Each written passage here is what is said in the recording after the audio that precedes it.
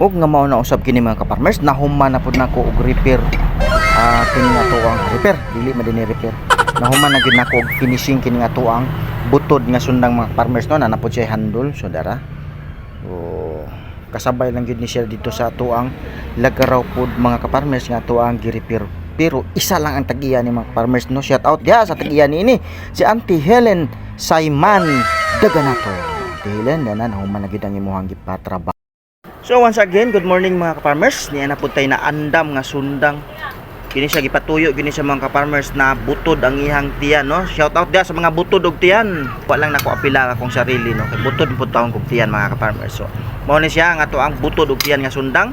Ratsada ni siya mga ka-farmers. Panggamit ni siya pangbugha og kahoy, pambuak-buak sa mga kahoy-kahoy.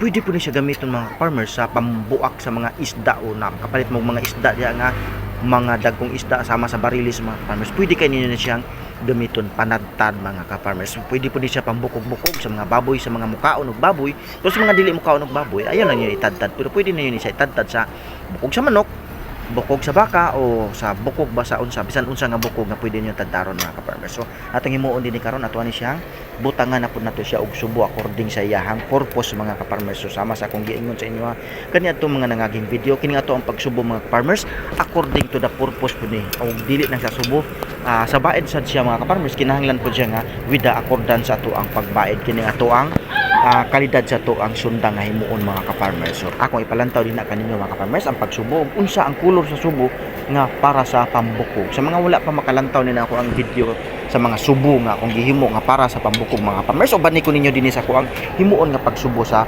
sundang nga pambukog mga ka-farmers. So atong bagahon ang iyahang pinakapunuan una, siyempre of course dili ta pwede mo baga sa tunga lang kay kung sa tunga lang ato ang baga, tunga ra pud ang subo. So kinahanglan nato nga pagahon gikan sa punuan kay para ang iyang subo mga ka-farmers gikan pud siya sa punuan ug walay labot ang iyahang gitong kay kung masubhan iyang gitong gahi na pud kay sa bangagan. So mao ni siya ato ang gibuhat karon.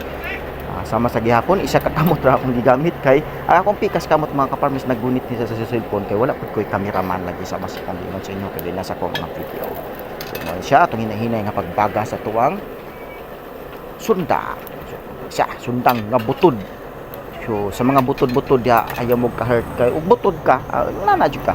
Kung di ka ganahan tawag og butod pahinay-hinay ta og pagamay sa tuwang tiyan. Kay ako pud mga ka-farmers sa tinuod lang butod-butod pud kog tiyan. Tara, baga-baga na gid siya no. Na short man t-shirt sa uling murgo man kay say pawing.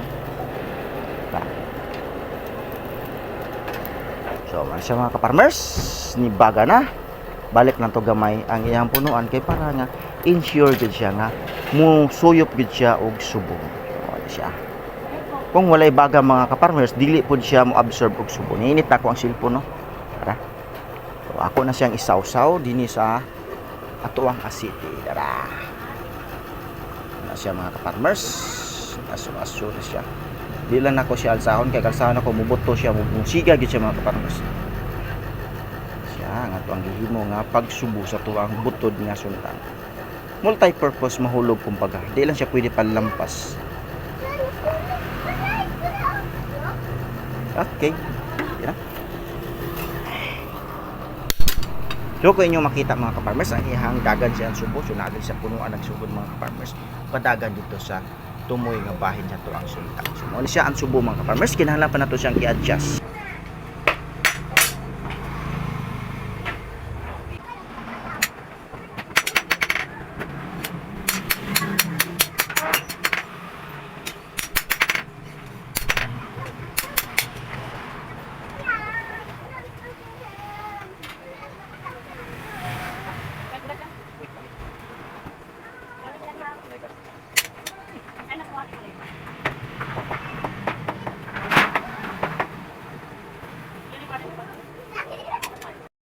Og nga mao na ni siya mga ka-farmers ato ang bag-ong sinubhan nga sundang para sa pambukog, pangkahoy o sa bisan unsa mga gahi nga matang sa mga tigbasunon mga ka-farmers. So ang ato sunod nga muna ni ato ni siyang finishon og baed unya butangan na pud nato siya og bag-ong handle para mahimo gyud siya ang makumpleto gyud ang ihang pagkasundang mga ka-farmers.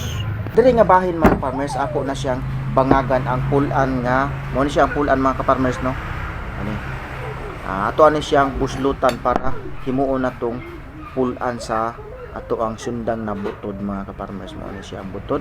So ato na siya bagagan para atong itusok ang iyahang gitong. So mao ni siya mga ka-farmers ang kalahian sa rimatsi ug sa gitong. Kay ang rimatsi mga ka-farmers kinahanglan gyud nato nga ato siyang butangan og islat. So gabaso nato ang iyahang pulan kay aron nga isulod nato ang iyahang rimatsi mga ka-farmers. So karon kay dili man ni siya rimatsi gitong man ato na siyang butangan og bangag ang iyahang pulan mga ka-farmers. Kaya para dili nato isud ang gitong sa maong sundang nga butod.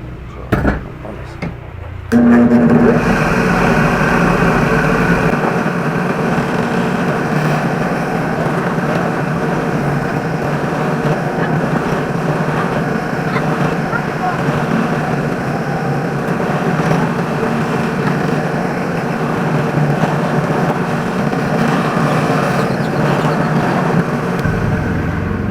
So nabutangan na nato siya og bangag mga ka-farmers no, dili na kay nato siya dakuonan yang bangag kay kung ato siyang dakuon mga ka-farmers muluag pud siya.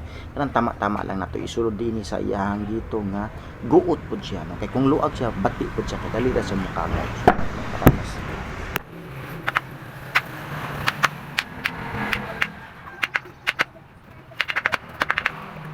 So diyan na mga ka-farmers ato nang naantok ang ato ang gitog sa atong handol no, nilubong na gid siya mga ka-farmers, tanawan ninyo dara.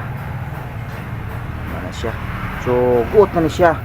Pero ato lang gyapon siyang buslutan diri mga ka-farmers, lapos diri sa pikas kilid kay aron nga butangan nato siya og ribits para for sure gid siya nga dili gid siya maibot.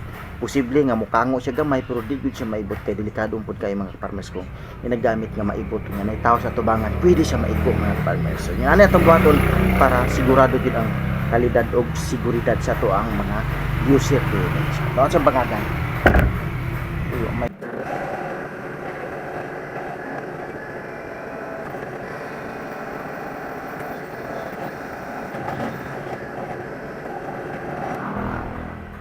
so dira mga ka-farmers ni lusot na gyud sa pikas bahid sa pikas kilid mga ka-farmers ang ato ang busdot. So ato na pud siyang butangan nato siya og ribits mga ka-farmers katong welding rod kay solid gid siya na dili aloy atong gamiton kining welding rod siya atong himuon karon tangan nato siya og ribits pana nato og butang og ribits ang iyahang pulan ana siya. So sunod natong himuon ato na pud siyang sapsapan. So diri sa pong area mga ka-farmers no pertigid siyang apikiha dili ano dagat.